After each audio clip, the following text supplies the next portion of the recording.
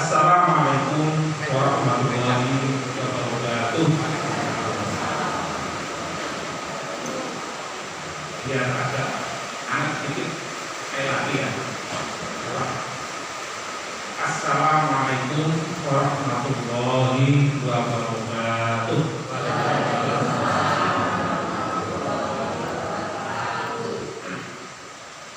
Bismillahirrahmanirrahim.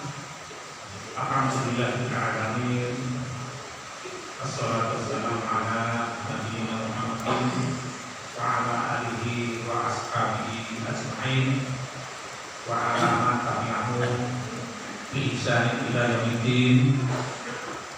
Asyhadu an la ilaha illallah wahdahu la syarika lah wa nahnu lahu 'abidun wa asyhadu anna Muhammadan abduhu wa rasuluh wa nahnu lahu tabi'un. Qala Allahu ta'ala fil Qur'anil Karim, a'udzu billahi minasy syaithanir rajim. Subhanalladzi asra bi 'abdihi lailan minal masjidil haram ilal masjidil aqsa alladzi barakna hawlahu linuriyahu min ayatina innahu was-sami'ul basir. Shadaqallahul 'azim.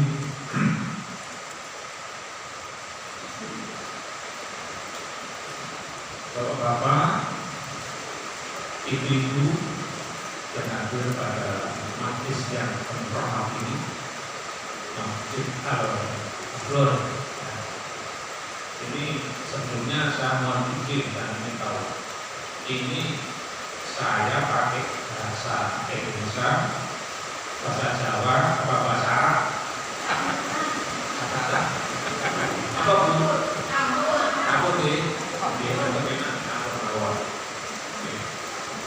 soalnya bahasa Indonesia saya di bawah bisa, bahasa Jawa juga bisa, bahasa Arab, nah ini yang tidak bisa. Baik, biar enak komunikatif ini ya bahasa Indonesia secara umum, tapi juga perlu dengan bahasa Jawa. Ibu-ibu, jamaah rahimahullah dan bapak-bapak hadir, bahagia sekali saya pada sore hari ini ya. Marem juga melihat yang hadir di masjid ini ya, tidak seperti biasanya kalau kita jamaah sholat 5 waktu dari maghrib, isya, subuh, berarti dulu mungkin, karena ya otomatis kalau yang jamaah sholat wajib itu mesti sedikit ya. Tapi ini pengajian selapanan pada hari ini ya, alhamdulillah banyak hadir, juga banyak. Ini menandakan bahwa fungsi masjid ini yang dibangun oleh masyarakat Panging Tengah serta bantuan dari masyarakat yang lain ini betul-betul memberikan manfaat kepada masyarakat sekitarnya ya. Sebab bagaimana ya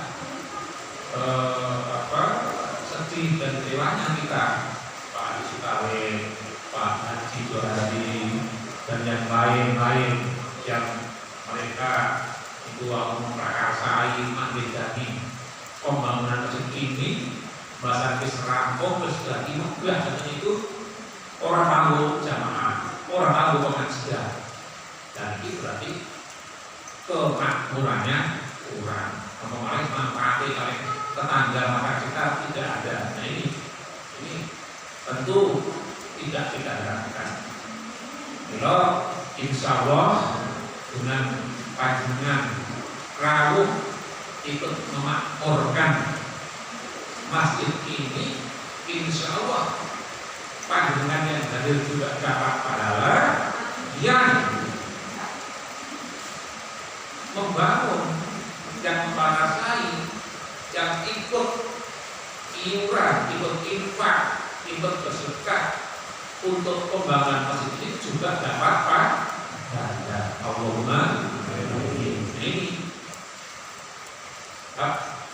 Rasulullah, barang siapa yang memulai dengan satu perbuatan yang bagus, ya, yang diridhoi Allah, maka dia akan mendapatkan pahala dan pahala dari orang-orang yang meneruskannya.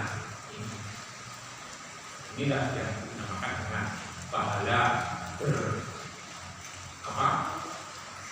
kalau istilahnya juga ada berarti, pahala berarti yang memprakarsai dia dapat pahala, yang iuran namun tidak dapat pahala, yang sholat di masjid pahala, yang ikut beramalkan masjid pahala, mereka juga dapat pahala semuanya, terus. Ini Masya Allah. Jadi mari ini kita makmurkan masjid ini dengan sebaik-baiknya. Tentu yang paling utama adalah untuk kegiatan sholat berjamaah. Adapun yang lain-lainnya yang pengajian dan sebagainya, syukur ada nanti pembagian rezeki dan sebagainya, itu akan lebih utama lagi kepeduliannya kepada masyarakat. Ibu-ibu serta bapak-bapak rahimahullah, dalam salah satu hadis ya Rasulullah bersabda, apabila ada sekumpulan manusia di situ dipelajari tentang kalimat-kalimat Allah, maka akan turun malaikat, akan memberkati keadaan pada hari itu kepada yang hadir pada hari itu.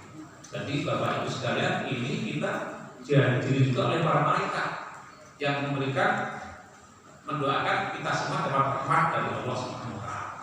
Masya Allah, yang mendoakan aja malaikat, ya, bukan manusia. Padahal malaikat itu kan suci, tidak pernah berdosa, tidak pernah berbohong, sehingga pasti doanya dikabulkan oleh Allah Subhanahu wa taala. Amin. Selanjutnya Bapak-bapak, Ibu-ibu sekalian, hari ini tanggal berapa ya? 2 Maret ya 2022. Maaf ya, saya termasuk temannya Pak sekali, sudah kelompok PAN ya, PAN, anak-anak PAN, tahu Bu PAN, pensiunan. Tadi tanggal ini mesti bapak kabeh, libur kabeh. Tadi ceklami tanggal 20 tanggal 2 Maret 2022 bertepatan dengan tanggal 20 berapa? 8 Rajab ya, atau Rabiul akhir apa? Ayo Rabiul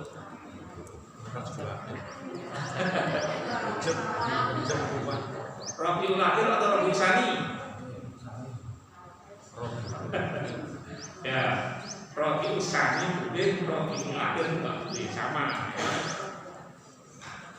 Tanggal 28 Rajab Rabiul Tsani 1432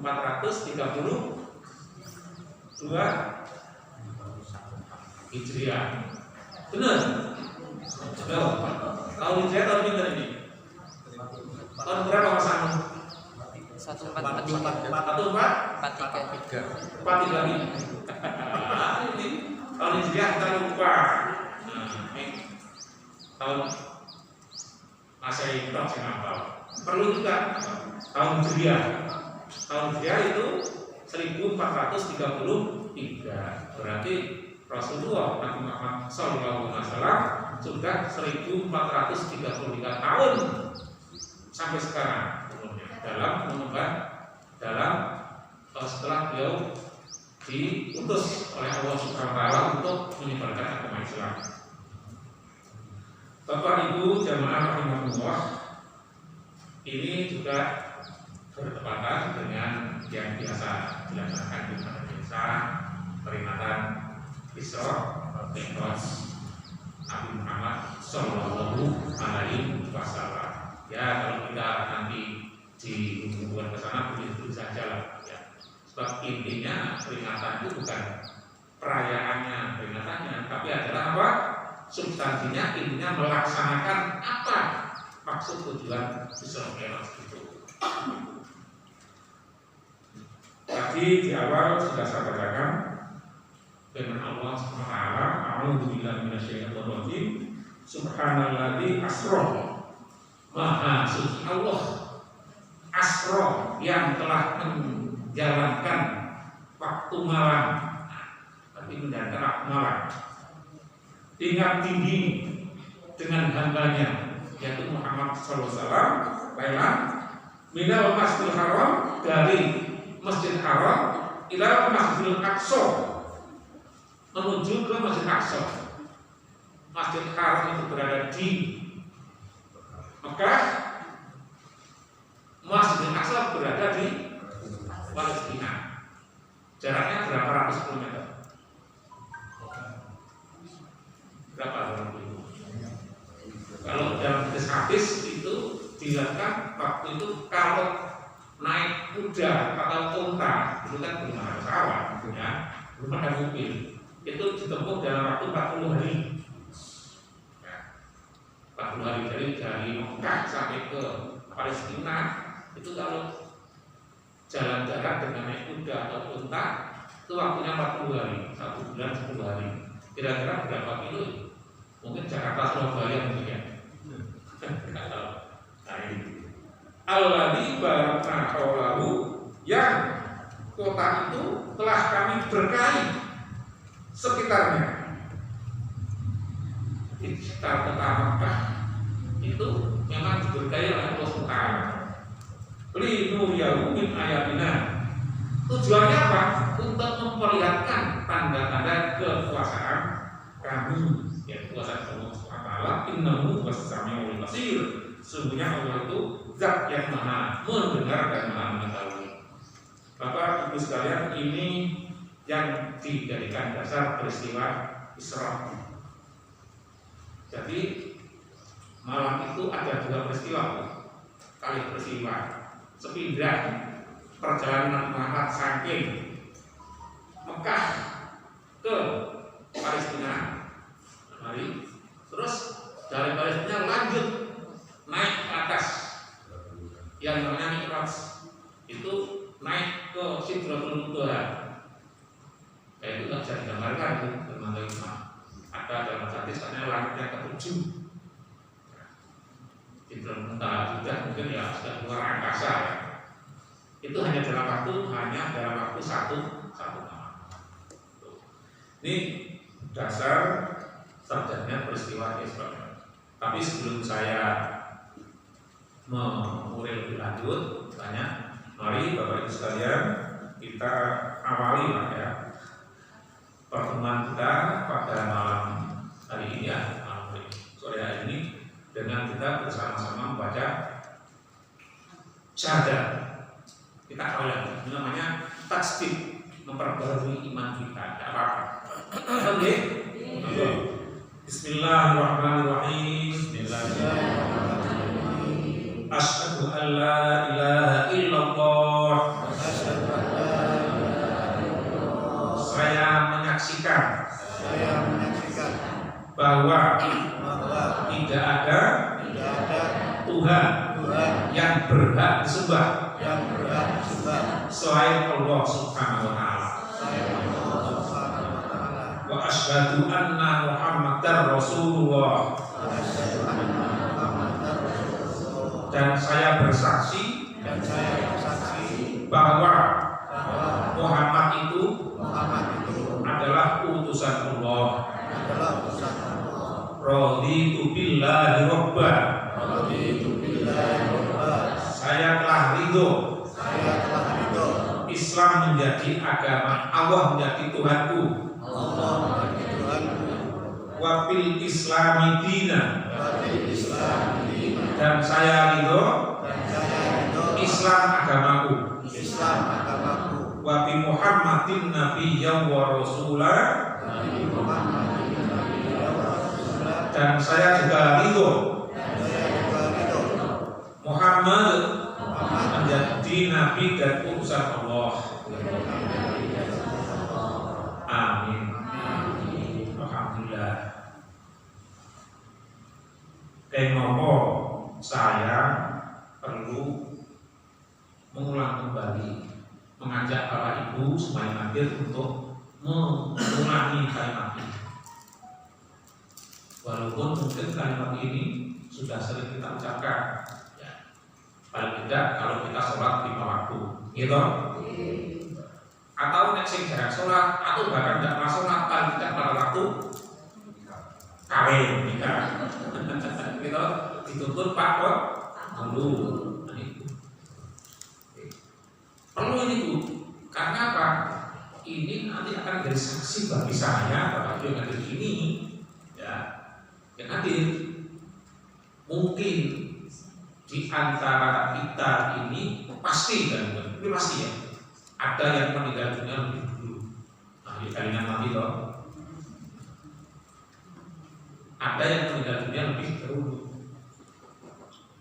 Kita menjadi saksi bahwa kita ini adalah beragama Islam. Karena kita beragama Islam, nanti kita menyempatkan hak untuk diperlakukan sebagai orang Islam. Tuh, karena kemarin ada dari Pitulung ya, kayak dulu nanti tahu datang ke tempat saya berbagai macam-macam lah, tanya. Jadi waktu itu ada orang meninggal dunia, terjadi perdebatan. Ini orang mau disolati apa tidak? Yang lain, orang saya perlu solati, mungkin atau sholat atau di masjid. Ya tentu, masya Allah. Orang solati mungkin atau sholat atau di masjid. Dan Pak, itu orang sipto itu KTP ini Islam apa betul? Jadi KTP Islam Pak, betul betul Islam. Dan kita bersahadat betul.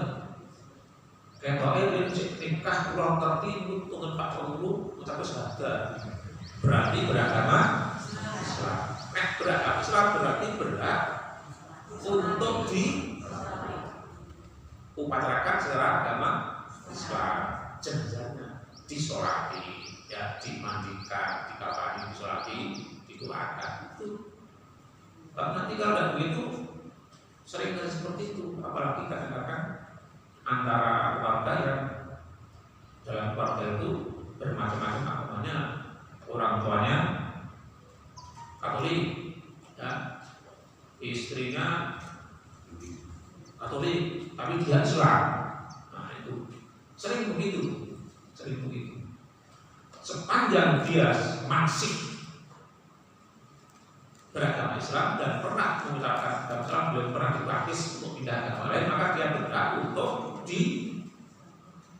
diupacarai secara agama Islam, dirawat di kokoro kanthi agami Islam. Itu, ini sing sok jadi masalah di situ. Dan makanya gampang banget itu. Boleh silakan baik Katolik, baik Kristen. Ujungnya mungkin non Muslim. Ini dia Islam tidak. Kalau biasa sudah. Masalah dia tidak sholat dan sebagainya itu adalah nanti ada perhitungan sendiri di hadapan Allah Subhanahu wa Ta'ala. Tapi kewajiban kita sebagai sesama orang Islam adalah menyolatkannya.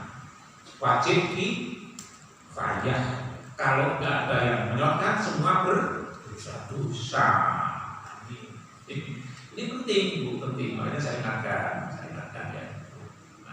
Sering terjadi masalah. Kalau di sini tidak begitu problematik ya, tapi kalau di kota besar, apalagi daerah Jawa Timur, daerah Manado, daerah itu sering seperti itu. Insya Allah, jadi rebutan ya, IPRD, nopo, Pulau Soro secara Islam, nopo secara non Islam. sengketa antara orang tuanya dan anak itu. Nah, ini perlu. Nanti kita dasar semuanya ini, kita kalau ada yang mengadunya ya udah kita laksanakan secara agama Islam. Dan itu dan nyolong nggak gitu, mana korador. Baru ada kasus gitu. Kasusnya siapa? Dorce. Ya, Dorce. Islam, ya, dan Islam. Tapi mau di laki-laki atau perempuan, kemudian melakukan transgender, ya, transgender, operasi, statusnya laki-laki karena biasanya dari faktor operasi.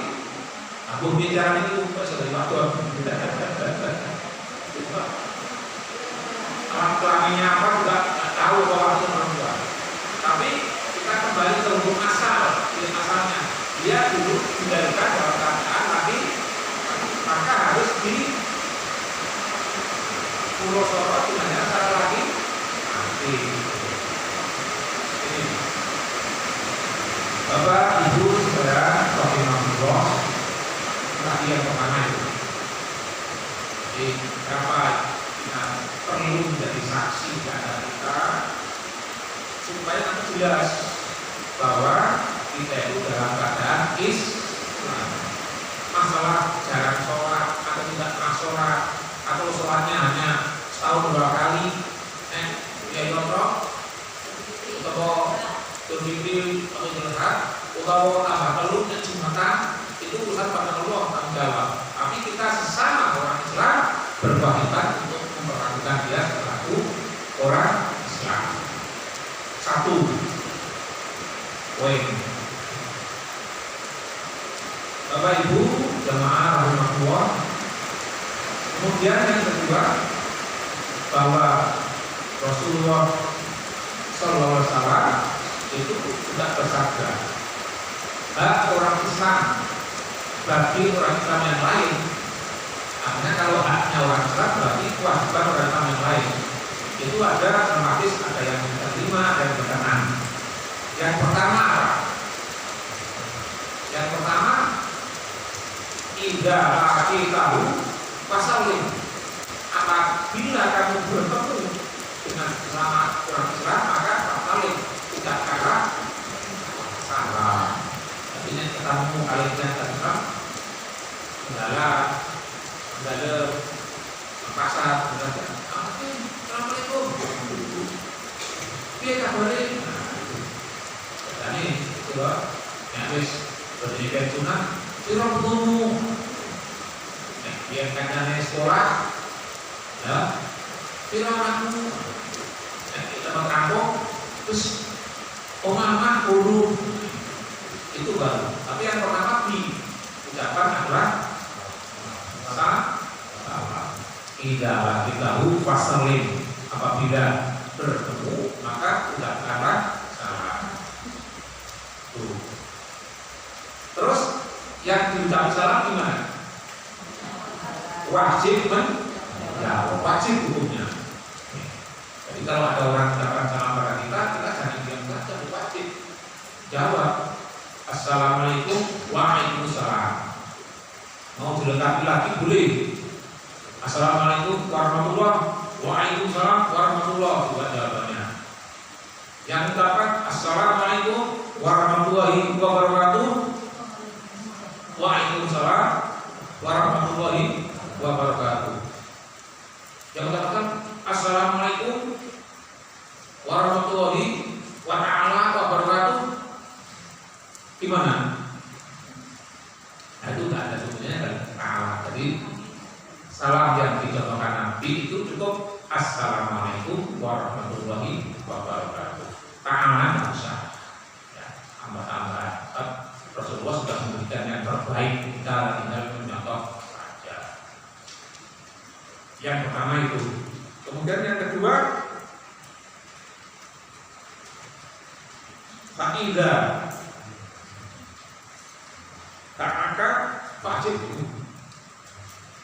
nek undang-undang ngaturi rawuh wajib, maka jawab lagi jawabannya itu.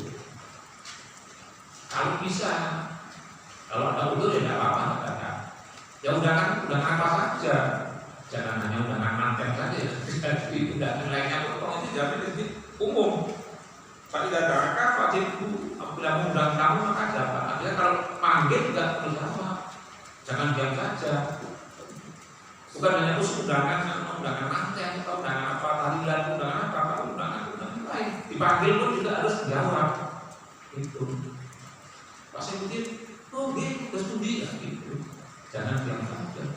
Pak di Jawa ini, oh dia berstudi. Jadi wajib kan menjawab. Jangan dipanggil kok pura-pura tidak benar padahal benar. Itu termasuk fakidah akad wajib umum ini memanggil, termasuk umum juga. Kemudian wa idza stansoraka fa ansihhu. Nek minta nasihat, minta penegas, ya berilah nasihat. Nah, pendapat sebab orang yang minta pendapat atau nasihat pada kita itu mesti dia butuh dan kita jangan tahu, kita jangan mampu. Itu tidak mungkin misalnya saya minta pendapat pada orang yang mampu dan mungkin. Nah, begitu juga yang lain. Kalau ada orang lain nyuwun pirsa, nyuwun nasihat kepada kita, ya kita beri nasihat sesuai dengan kemampuan kita. Jangan diam saja. Itu jadi kita berikan tentunya nasihat yang paling bagus, yang paling baik. Itu. Insya Allah. Nah, saya itu kan kebetulan dulu itu kerja di Kementerian Agama. Jadi orang sering minta nasihat pada saya rumah tangga ya, saya nasihati saja. Pak belum terkuat pun.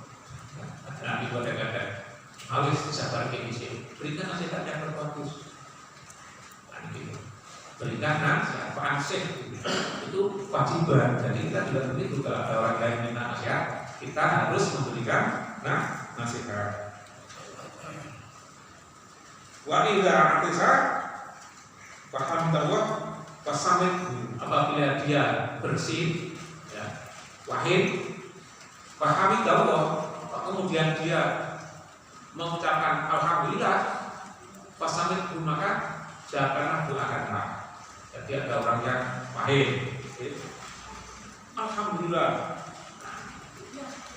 terus dengan kira jawab ya Allah sing ditulake sing wae ya malih ya di umur itu masih alhamdulillah.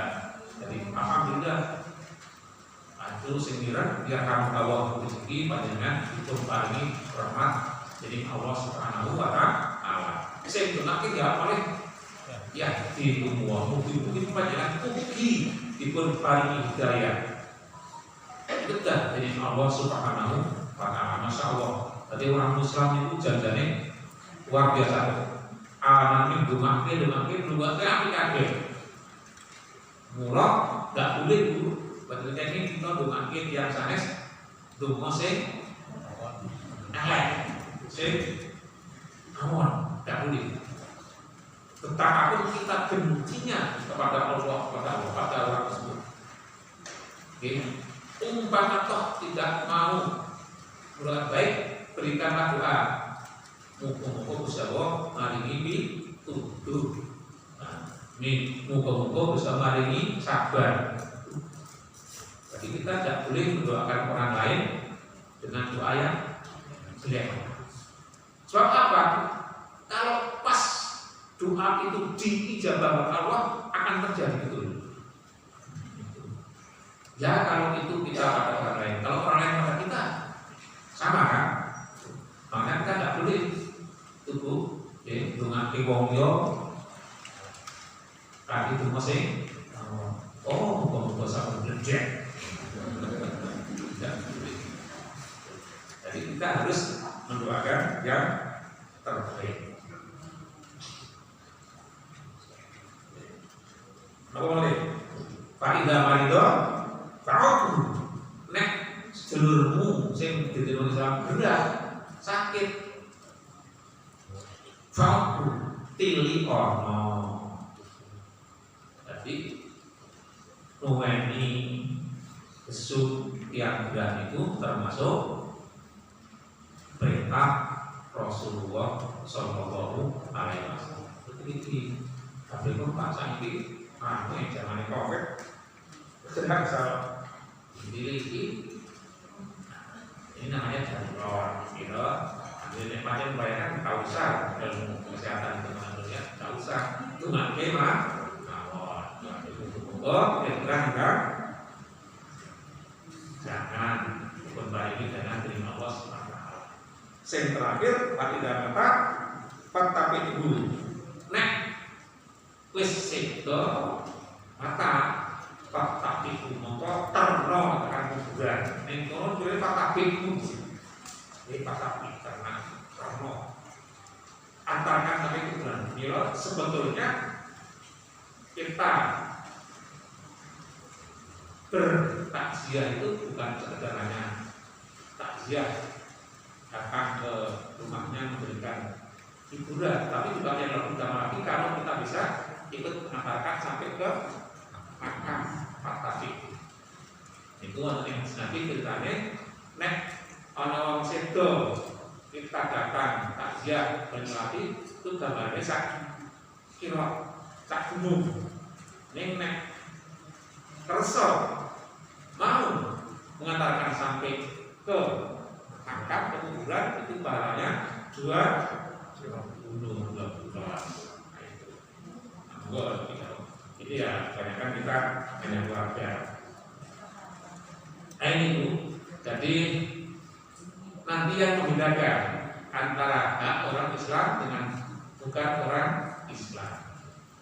Berarti apa? Kalau bukan orang Islam kita tidak punya kewajiban nyolati dan sebagainya, tidak punya kewajiban seperti itu. Makanya tadi saya perlu sampaikan lagi, mari kita selalu perbaharui tasdidul iman kita, yaitu selalu mengulang-ulang kalimat asyhadu an la ilaha illallah wa asyhadu anna muhammadar rasulullah. Paling tidak kita sholat, tapi kalau kita sholat kan hanya di depan Allah. Tapi kalau seperti ini kan kita disaksikan oleh teman-teman kita yang hadir pada sore hari ini. Ibu jamaah rahimahullah.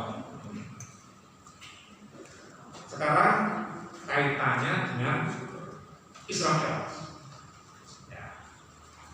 Ini memang Pak Takmir tidak khusus secara khusus mengadakan pengajian dalam rangka Islam Ikhlas ya. Tapi intinya ya kita sebetulnya tiap hari juga peringatan Islam Ikhlas sepanjang kita melaksanakan sholat. Karena apa? Karena oleh Nabi kita Muhammad Sallallahu Alaihi Wasallam dari perjalanan Islam Ikhlas itu satu, yaitu sholat 5 waktu. Itu yang sholat 5 waktu ini merupakan kewajiban bagi Nabi Muhammad Sallallahu Alaihi Wasallam dan umatnya. Bukan hanya kewajiban bagi Nabi, tapi kepada umatnya juga.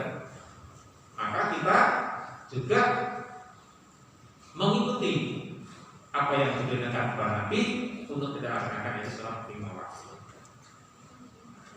Jadi sebetulnya ya kita mikrot juga ini. Karena apa? Kita selalu sholat 5 waktu juga. Bahkan dalam satu hadis yang sahih yang Muslim ini bainal abdi wa bainal kufri tarkus shalah. Sing bedake antane wong Islam kalau wong sing Islam ini rasanya kafir itu sakit apa sensitif tidak ini padahal istilah kafir dalam Al-Quran iya hanya ada 2, iman atau kafir. Kalau nggak iman ya berarti kafir. Kenapa sekarang mengatakan kafir kok boleh? Padahal itu bahasa Al-Quran dan itu kamu tidak mau kalau nggak setuju ya itu aku saja kata kafir dalam Al-Quran dalam diksi ya kalimat Al-Quran itu. Kalau nggak kafir, kalau nggak iman ya innal ladzina amanu wa kafaru. Terus jadi lawannya iman itu kafir. yang tidak terima berarti kafir. Tapi karena ini sensitif, tidak boleh mengkafirkan orang, itu hati-hati. Jadi bainal akti wa bainal kufri, titik tandane bedane antara Islam dan wong sing Islam kuwi siji. Tarkus sholat, tinggalke sholat. Pokoknya ngomongin sholat mesti wong Islam. Itu aja ya. Masalah perbedaan antara sholat itu khilafiyah. Yakin Allah yang tentukan nanti. Paling biasanya dalam sholat berarti wong Islam. Sing orang akan yang sholat berarti wong kafir. Tuh. Dia belum tentu. Sholat ini selalu kita pelihara.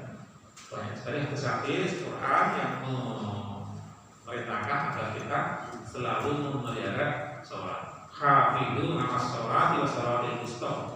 Pelihara sholat-sholat, ya. Itu sholat wa sholatil wusta. Itu terjemahnya ya, sholat yang pertengahan dan sholat yang tidak pertengahan. Yang sehari semalam disepakati sebanyak 5 waktu. Itu kita laksanakan, itu sudah ijma. Jadi sholat wajib itu ada 5. Yang lain itu sholat sunat, silakan kalau kurang. Sholat sunat itu boleh dilaksanakan kapan saja yang telah mutlak. Ya. Sholat macam-macam. Nah, sholat sunat itu sebaiknya dilaksanakan di rumah. Maka rumah-rumah itu monggo istilah dengan sholat, utama sholat sunat. Jadi nubuyutakum bisolati wa qiraatil Quran. Hiasilah, cahayailah rumahmu dengan sholat dan bacaan Al-Quran. Karena kan dalam maka itu lalu sholat. Jadi kemarin itu mengatakan Al-Quran, tadarus, Al-Quran bisa nih. Gitu. Apa itu akan menerangi rumah kita. Rumah kita akan menjadi sejuk, akan menjadi damai. Jauh dari godaan jin, ya. Bahkan dalam satu hadis, rumah yang tinggalnya dibacakan surat Al-Baqarah itu wajib akan lari dari rumah tersebut. Makanya sering kalau Bapak Ibu kalau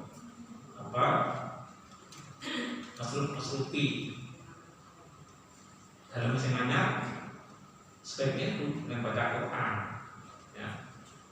Jangan dengan sesajen, itu malah jadi musyrik nanti. Terus Pak Bunda, Raga, baca Quran bersama, monggo silakan. Nanti tiap malam juga kita bacakan di rumah. Tak enak, gitu.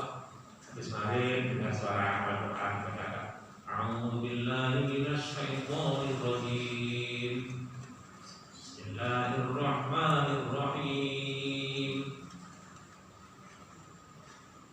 Alif Lam Mim. Padahal sejuk banget. Dibangi balik rumus tidak terjun.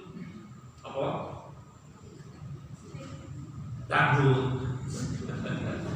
Barang tekan bar subuh itu mungkin dangdut karo apa? Apa dia? Oh, sinetron poak. Ya, sekarang boleh saja jangan keras-keras. Tapi kalau baca Quran itu kan damai, sejuk, enak, itu pertanda bahwa penghuninya adalah orang Islam. Ini pertanda. Makanya ya ibu-ibu di rumah sekiranya senggang, anggur, ya monggo dibacakan Al-Quran di rumah, bapak juga gitu. Sebisanya. Tidak usah banyak-banyak, ya, 5 atau 10 ayat agar rumah itu didatangi malaikat. Kenapa? Rumah yang di dalamnya disebut asma Allah itu malaikat akan turun memberikan rahmat. Jadi enaklah. Ya asal aja sebab apa? Sebab perkara yang paling bagus itu adalah langgungi. Jangan klaim atau Quran yang tidak kasih posok tok dalam, Orang sing poso ya dibacakan di rumah tadarus Al-Qur'an. Bainal abdi wa bainal kufri tarkus sholat. Zajinu buyutakum bis sholati wa qiraatil Qur'an. La tas'alu buyutakum maqabir. Omahmu ojo didadekne kaya kuburan. Apa yang sepi, orang baca Quran dan sebagainya. Makanya sebetulnya membaca Quran yang bagus itu di rumah bukan di kuburan. Bahkan ada ulama yang mengharapkan itu baca Quran di kuburan itu. Ya, kuburan cukup dibacakan doa saja pada mayit. Allahumma fir lahu warhamhu wa'afi. Assalamualaikum ya ahliya. Terus atau assalamualaikum ya ahli kubur wa anna inna insyaallah bikum lahiqun. Itu doanya sebelum kita masuk. Nah, baca Quran di kuburan yang mau dengar siapa? Betul? Boleh mayit kerumuh malah sampai lewat. Sebaiknya baca Quran di rumah. Ya, itu anyes ya. Bapak Ibu jamaah rahmatullah, jadi Nabi oleh-oleh yang paling pokok, yang paling penting dalam peristiwa Isra Mi'raj ini adalah yaitu kewajiban melaksanakan sholat 5 waktu. Oleh karena itu nanti amal yang akan dihisab pertama kali saat kita dibangkitkan di hadapan Allah SWT adalah sholat. Jadi sholat itu jadi ukuran. Idza sholata sholuha sa'iru amali. Nek sholatnya apik mesti wis amal-amal yang kabeh dadi apik. Nek kok idza fasada nek sholatnya elek itu amal-amal yang itu jadi ukuran sholat. Dan dengan sholat yang khusyuk, tawadhu, khusyuk, memaknai, menjiwai, selalu ya istiqomah, tumakninah, itu enak, bisa tenang. Karena apa? Rasulullah juga berkata, inna sholata tanha 'anil fahsya'i wal munkar. Al-Quran. Jadi sholat itu dapat menjaga dari fahsya, perbuatan-perbuatan keji, wal munkar, dan perbuatan yang munkar, yang ingkar dari perintah Allah Subhanahu wa Ta'ala. Sholat tentu ini dengan catatan yang sholatnya benar, khusyuk, tidak ada formal saja. Maka kalau sholat Bu, Bapak, tidak usah terburu-buru, tenang saja. Wudhu juga tenang. Kalau memang masih sibuk, sedang masak dan sebagainya, tidak usah sholat dulu. Ya, boleh nyambi kalau masak. Kalau sholat, ya, ada dua kemungkinan. Nek ra sholatnya sing kleru, jual masake gosok itu, gitu. Sus ya gitu. Jadi tenang ya. Memang wayangnya lagi masak, ya sudah selesai. Sing goreng mau mana? Pokok gas. Tinggal sholat ya esok gosok. Rampung wis sing masak mawon tenang. Betul apa kok? Gitu. Bagus dawa paring. Waktu sholat itu panjang gitu. Kurang cukup 10 menit waktunya panjang. Memang diutamakan di awal sholat, tapi di awal boleh, di pertengahan boleh, di akhir tidak boleh, tinggal situasi dan kondisi itu. Pas mangsane bahar kondur, ya udah utamakan dulu nyampe sholat, nyampe udah dimangi ganti padu. Oke, bapak kondur, burung siap, sudah semuanya baru sholat. Enak. Jadi semua kewajiban terpenuhi. Nabi juga begitu. Nabi juga tidak selalu sholat di awal waktu. Kadang-kadang juga di pertengahan, kadang-kadang tidak lihat kondisi situasi. Makanya jangan kemudian sholat disalahkan. Gara-gara kita melaksanakan pekerjaan yang lain, kemudian sholat ditinggalkan, atau kita meninggalkan pekerjaan yang lain gara-gara sholat. Tidak boleh meninggalkan kewajiban dengan alasan melaksanakan kewajiban yang lain. Kalau sama-sama wajib, laksanakan semuanya.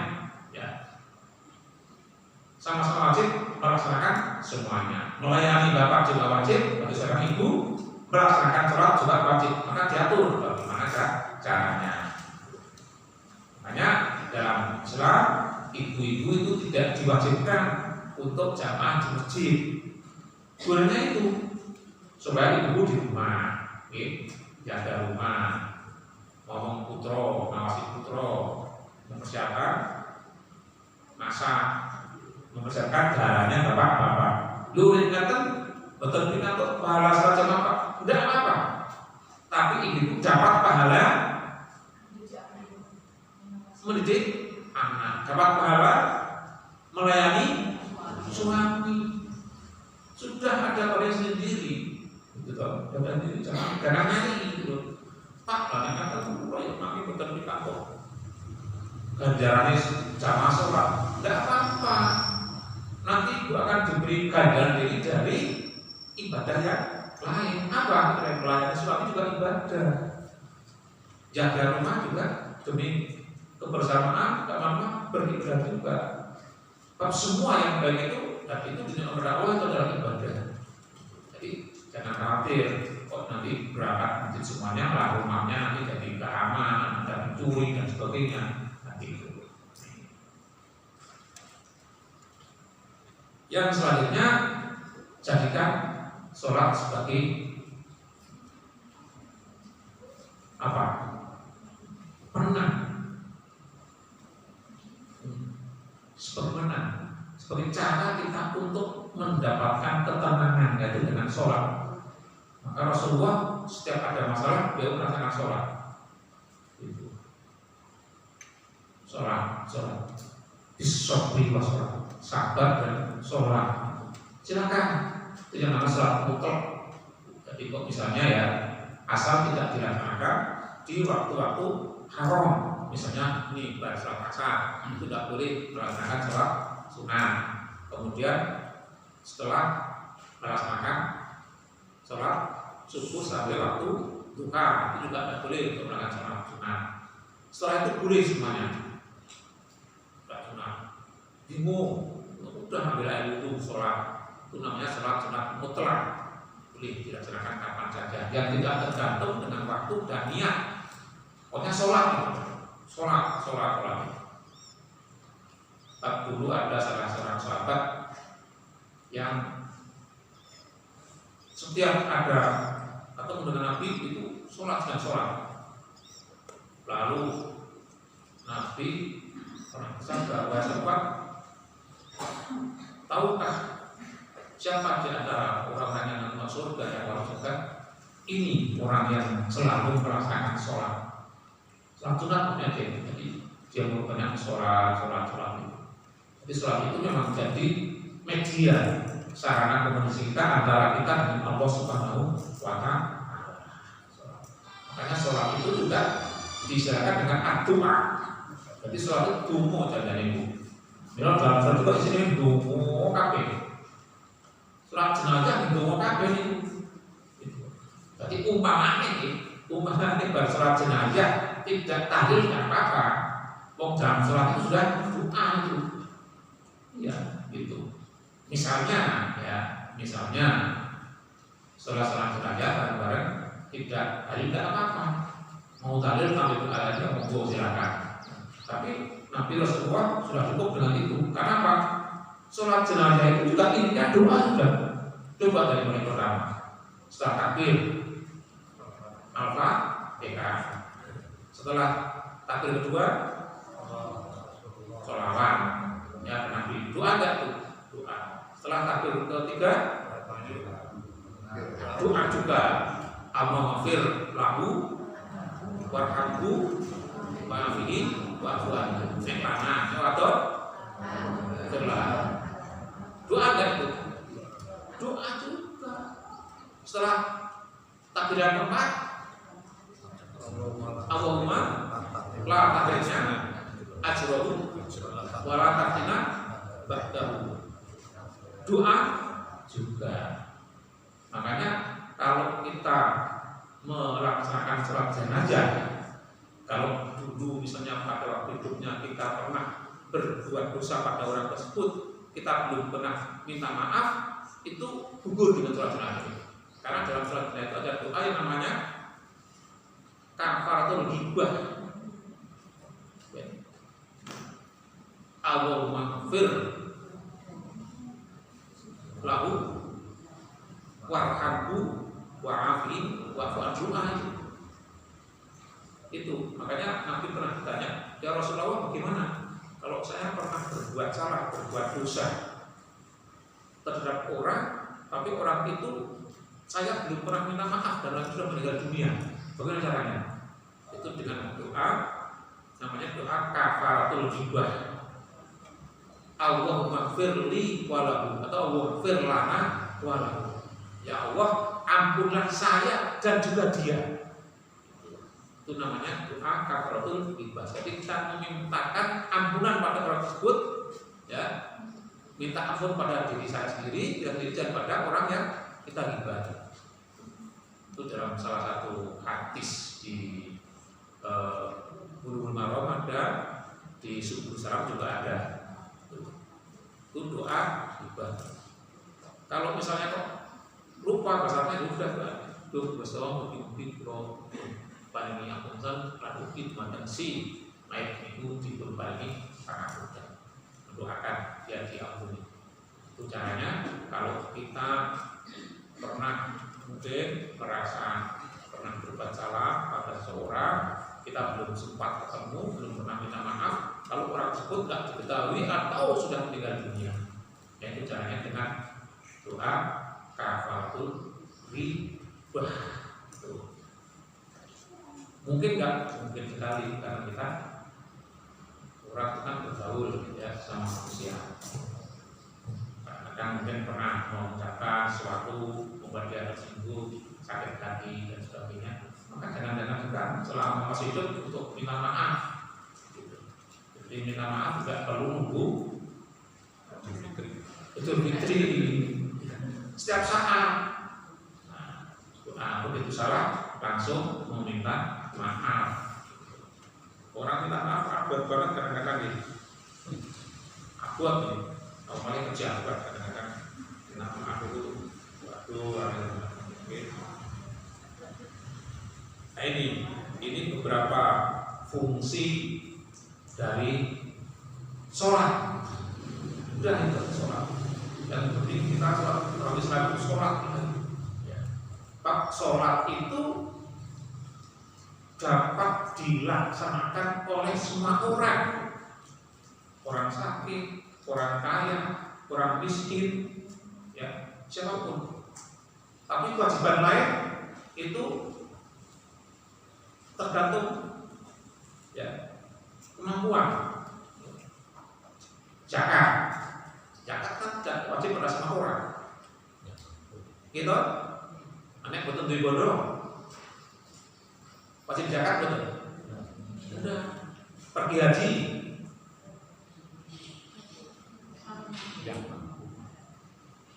Sudah wajib betul. Tidak. Kalau tidak punya, biaya. Ya tidak wajib. Tapi kalau sholat nggak ada kecualinya.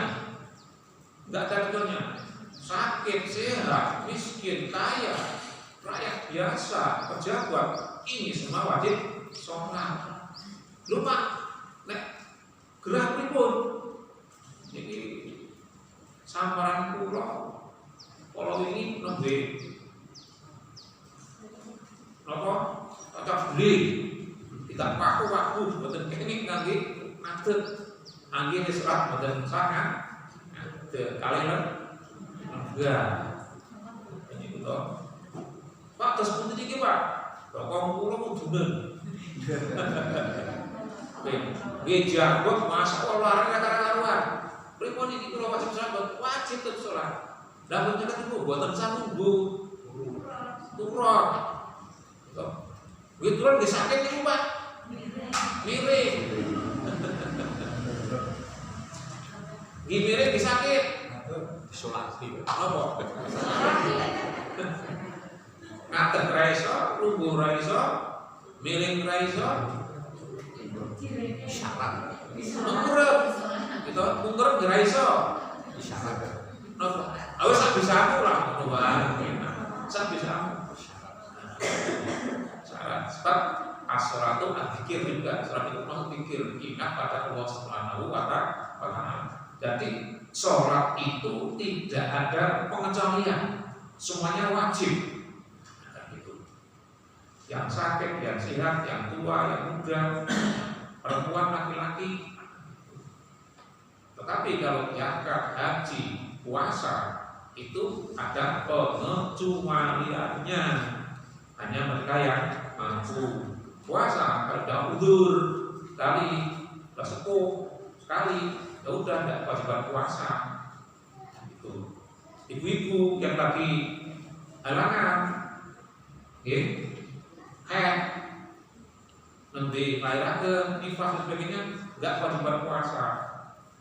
Khawatir mau poso asupan nopo gizi bayi dalam kandungan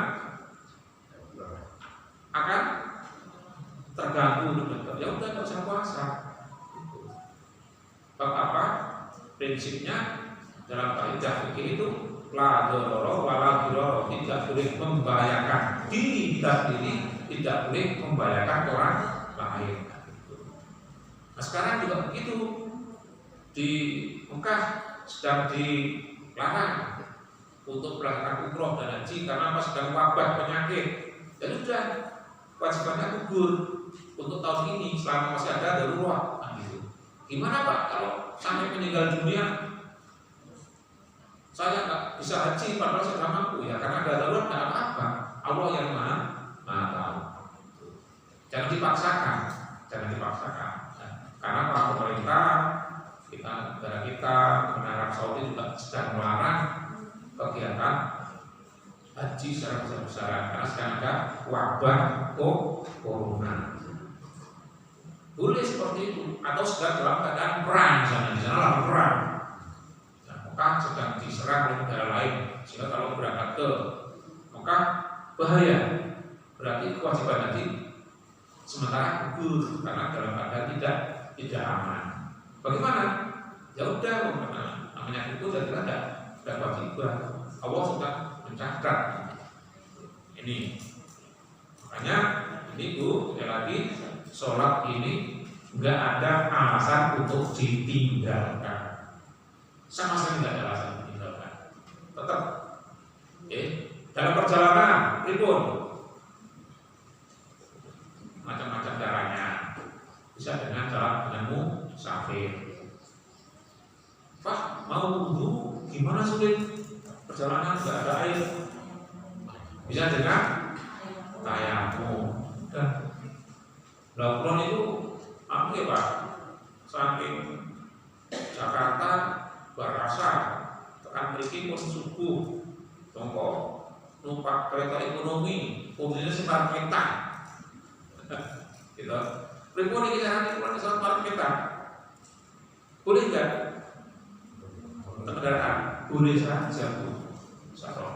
Ya kan maka ke tidak usah kursinya dibalik dipaksa aku keluar. Sebab dalam kendaraan itu mengikuti di mana kita kendaraan kita menggunakan pesawat juga demikian.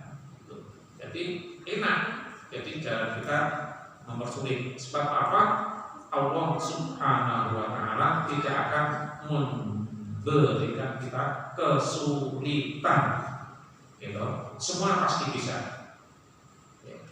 La yukallifu Allahu nafsan illa wus'aha. Sering kita baca kalau kita baca surat apa? Al-Baqarah ayat apa itu? Allah menjadi wajah.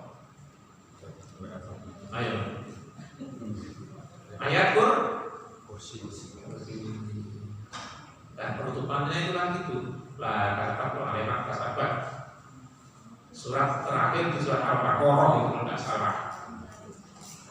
Jadi Allah tidak akan memberikan beban kepada kita kecuali sesuai dengan kemampuannya. Jadi agama itu sebetulnya nggak ada yang berat, ringan, dan semua pasti bisa kita kerjakan. Kalau yang nggak kita kerjakan, dakwah nggak akan memberikan pada kita. Ya semuanya itu dari mulai sholat, puasa, zakat, dan sebagainya. Kalau nggak mampu ya sudah nggak mampu, namanya tidak perlu dipaksakan. Nah inilah Bapak Ibu sekalian hikmah dari Isra Mi'raj ini secara substansi saja, secara pokoknya saja, walaupun kita tidak secara apa Pak Haji ini namanya, tidak secara iya, tidak secara formatif, tidak secara seremonial gitu ya, melaksanakan peringatan Isra Mi'raj. Tapi ini pengajian kita kaitkan materinya dengan masalah Isra Mi'raj. Namanya ini maudu'in. Nah, teks itu tematik sesuai dengan tema yang saat itu sudah terjadi. Namanya pengajian tematik kalau sekarang.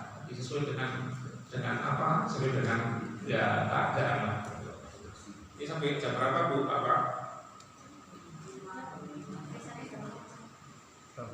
Iya, sampai jam berapa? Jam 5. Pas jam 5. Ya ini. Baik Bapak Ibu sekalian, itu ilmunya dari saya. Nah itu mari Bapak Ibu sekalian kita selalu untuk menjaga dan melaksanakan sholat wajib dengan sebaik-baiknya, ya, semampu kita, sebisa kita, kapan waktunya. Kalau bisa di awal waktu, nggak jadi waktu di pertengahan waktu, nggak jadi pertengahan waktu di akhir waktu. Yang penting jangan meninggalkan sholat. Itu inti dari pengajian saya. Monggo kalau ada yang mau bertanya sebelum ada ini. Ada buku praktis, buku saku ini pikir pagi dan petang, kemudian sifat tidur Nabi, itu ada pikir sifat sholat Nabi, sifat sholat Nabi. Ini nanti akan diberikan pada Bapak Ibu, tapi melalui kuis. Tapi kuisnya jangan dari saya, nanti nggak enak dari saya. Jadi kuis pertama nanti yang mudah-mudah saja. Dijawab siapa? Nanti pertama Pak Haji Sorawet monggo Pak. Kuis monggo. Nah.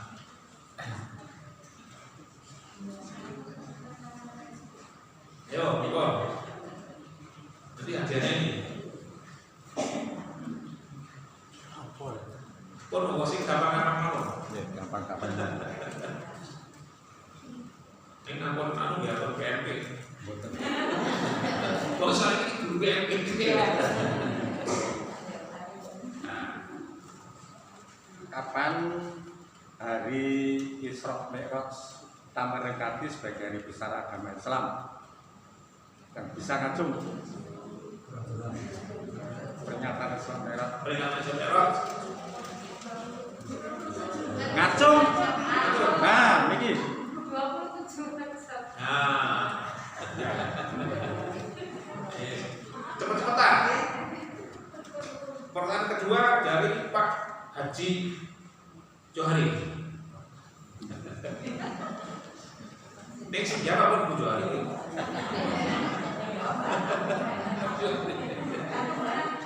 Ini sifat sholat Nabi itu yang saya tanyakan. Tadi dijelaskan oleh Pak Ustadz ada 5 ya. 5 Rasulullah dalam memberikan tamu, kita harus melakukan sesuatu yang harus dijawab dan sebagainya. Coba sebutkan yang terakhir dari 5 itu. Jadi tadi yang pertama kan bahwa tadi kalau dapat salam, yang kedua Apa yang terakhir? Oh, monggo Bu Rudi. Kusinten dijawab Rudi. Ibu Rudi, Nah.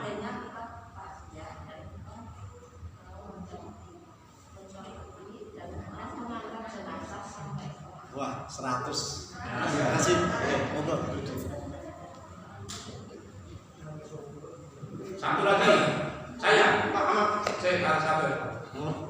Sebutkan satu di antara kewajiban orang Islam terhadap orang Islam yang lain, satu saja.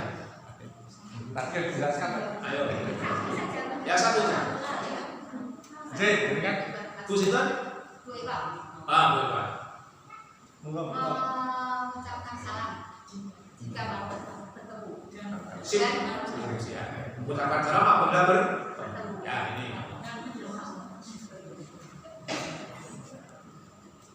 Pak Ahmad Abdullah.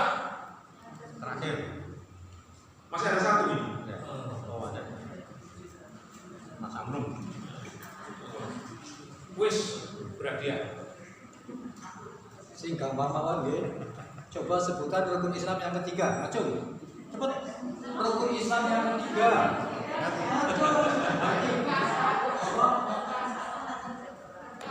Oh ya, salah.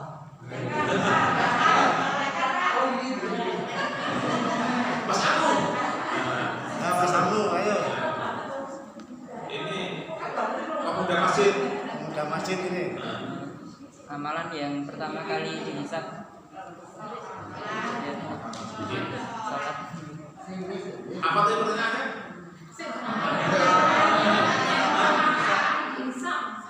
Satu pertanyaan apa Mas Agung tadi?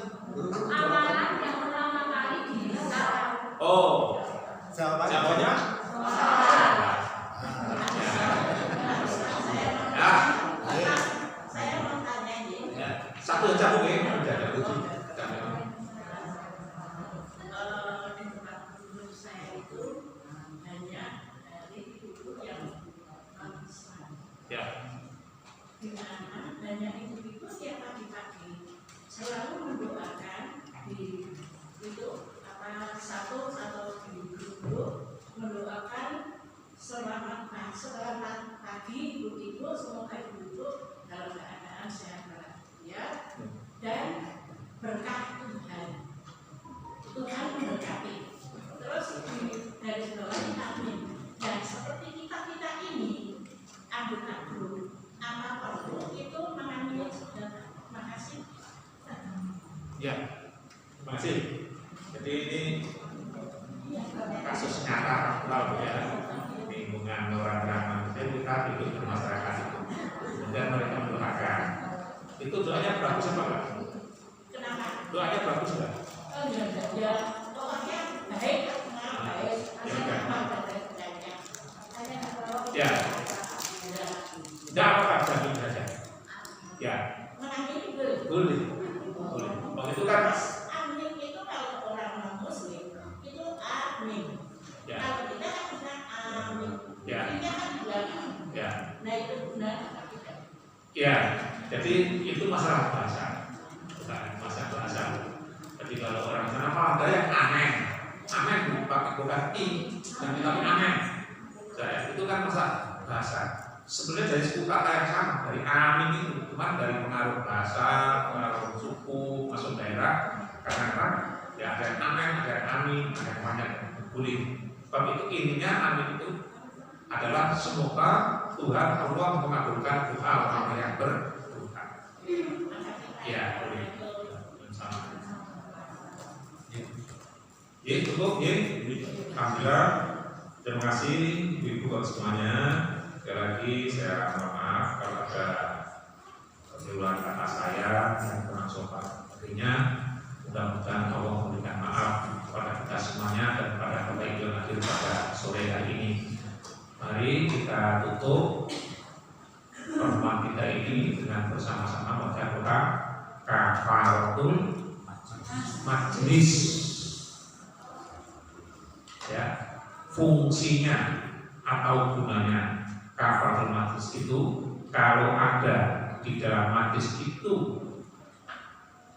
terdapat doa, fitnah yang menyebabkan dosa itu diampuni oleh Allah, digugurkan oleh Allah Subhanahu wa Ta'ala, sehingga sudah tidak ada dosa lagi di dalam hadis ini sama. Atau nanti kebaruan mulai lagi, ya. Itu namanya doa kafaroh. Kafaroh itu namanya tebusan, ya, atau ya tebusan, sehingga itu semacam tebusan yang menghapus dosa-dosa kita selama terjadi dalam majlis, namanya kafaratul majlis. Sama seperti tadi kafaratul ghibah, tebus menghapus dosa bagi orang lain yang sudah tidak ada, yang mungkin kita pernah berbuat dosa pada mereka. Mari kita bersama-sama Bismillahirrahmanirrahim. Bismillahirrahmanirrahim. Subhanakallahu wa bihamdika asyhadu an la ilaha illa anta astaghfiruka wa atubu ilaik. Sekali lagi, subhanakallahumma wa bihamdika asyhadu an la ilaha illa anta astaghfiruka wa atubu ilaik. Subhanakallahumma wa bihamdika asyhadu an la ilaha illa anta astaghfiruka wa atubu ilaik. Assalamualaikum warahmatullahi wabarakatuh.